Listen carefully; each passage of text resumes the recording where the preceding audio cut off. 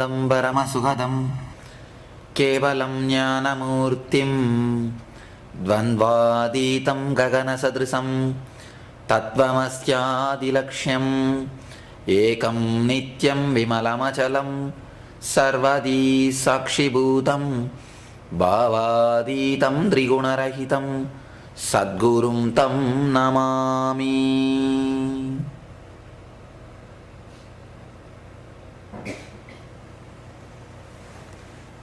I welcome you all with my love and respects.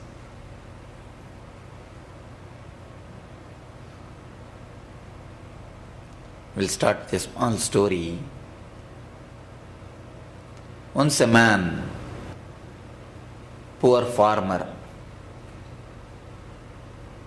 is so poor, he don't have even half an acre, his own land. He used to work for somebody else. Whatever wages he is getting, he used to eat. One day he thought, when he was resting, if God gives me my own land, at least half an acre, I will be able to work on my own, and whatever comes out of that land, I will eat. I will have it for my life. It will be a great help if God gives me half an acre of land. So he started praying intensely. As you know, God is so gracious. Immediately Vishnu appeared. "Oh my son, what do you want?" you ask. The man asked, "Yes, oh God, give me at least little bit of land so that I can work for myself and earn my food. I don't have to depend on somebody." God said, "All right, tomorrow morning when the sun rises, you come to this place. Tomorrow morning from sunrise to sunset, whatever area you walk and cross, all those area will be yours. Don't worry. Why half an acre or little bit? Whatever you want. How much you walk, how much you cross, everything belongs to you." If God would have given immediately half an acre, there would have been no problem. He gave little time for him to think. He said, "Tomorrow morning you come at the time of sunrise. Until tomorrow evening sunset, how much land you walk and cross, it belongs to you." Then Vishnu disappeared. Imagine, he would have slept that night? No. First he thought, at least 10 acre land I should walk and cover it. Then he thought, why 10 acre if I can have little more? After all, how much I walk, that much is going to be my land. If I cover little more, even my sons can have. If I cover little more, I can have a small farmhouse. By the time next day morning, he is filled with greed. He has decided he will try his best to walk or run and cover as much as possible. He started. He brought his food so that he will not be, he doesn't have to go for food. So he has packed his food and brought. As soon as the sun raised, God appeared and told, "All right, now you can start walking." He started walking. After half an hour, speed picked up. Went on. Around noon, 12 o'clock, he felt totally tired and exhausted. Food is there. But his mind says, no. If you walk little more, you can have food afterwards. Anyhow, tomorrow onwards we are going to have food every day. Why to have food today and waste the time? So he is not ready to eat. He started walking continuously. Around 3 o'clock, body started begging, at least I have a glass of water. He is not ready to stop even for a glass of water. No, I should run. I should run. Even if I stop for a glass of water, I will miss 10 acres of land. Because at 5 minutes, he will not be able to cover for 10 acres. Anyhow, he started running. Around 5 o'clock in the evening, almost he is exhausted. And his mind says, I may fall, I may faint. Please have little water or little food.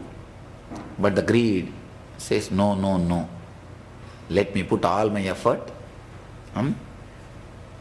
get as much as possible. Running again, he continued, running.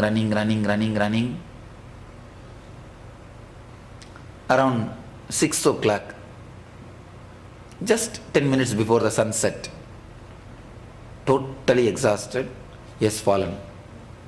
But even then, he is not ready to take the water or the food. He started crawling. Then finally he forced himself, collected all the energy, got up, started running. With his last breath, with full effort, running. The sun was about to set. Even then he is not ready to stop for a sip of water or for a little bit of food. He already saw, yes, ran more than 10 villages. Now 10 villages belongs to him. But he doesn't want to stop. The mind is not ready to stop. It said, no, one more village, we will have a kingdom of our own. He started running. At the end, he saw a river. Now this side of the river belongs to me. If I somehow cross the river, that side also will become mine. Let me run. He ran. By the time he reached that side of the river, the sun is set. Sunset has happened. When the sun set, by the time he has reached that side of the river, he just fell totally exhausted, totally tired, totally energyless. He decided, yes, now the sun has set, let me rest. He just fell, beauty, fell and died. He just fell and died. It's a small story from a teachings of a mystic, a great mystic who lived in Maharashtra called Jnaneshwar. He has written a great work, great commentary on Gita called Jnaneshwari. He lived only 16 years. This story has got a significance. It has got a meaning. If you see superficially, you may find the man is a fool. That man wanted only half an acre. Finally, his greed has led him. Not only the greed has made him to run. Finally, the greed has eaten him. He has died. If you see superficially, you think he is fool. If you look little deep, then you will understand. In each one of you, the man is existing. The same man who has been eaten by the greed, who has died by running, is existing in every one of us. If you turn little bit in, then you will be able to understand. In every one of us, in the starting, when you started your life, what was your ideal? What was your goal? Look. If we fix up a goal of $1 million, by the time we reach $500,000, the goal has become $10 million. By the time you reach $5 million, the goal has already become 1 crore or something more than that. So the mind just continuously keeps on postponing, continuously makes you run, makes you constantly run, never lets you relax, never lets you enjoy, never lets you have the bliss of what you have got. It just makes you as much as possible only to run. Why? Why mind never lets you rest? Why mind never lets you relax? Because whenever you relax, whenever you enjoy, whenever you start living the life, mind has to die. Mind cannot be alive without the tension. The very food for the mind, very root of the mind is the tension and postponing. Tension and the postponing is the very root or very food for the mind. Mind can be alive, your thoughts can be alive only when you postpone your goals. There are two words you need to understand: doing and being. Your being cannot exist if you stop doing. Your being can exist as a mind, your mind can exist only by doing, only by postponing. From the young age, you can see your life. When you are in a college, you think, if I get a good job, my life will be settled, I will be happy, then I will start enjoying my life.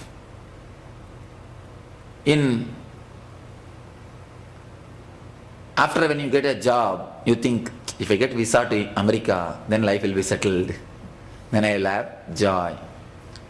Once you get the visa, if I get a green card, that will be grand, then I can enjoy.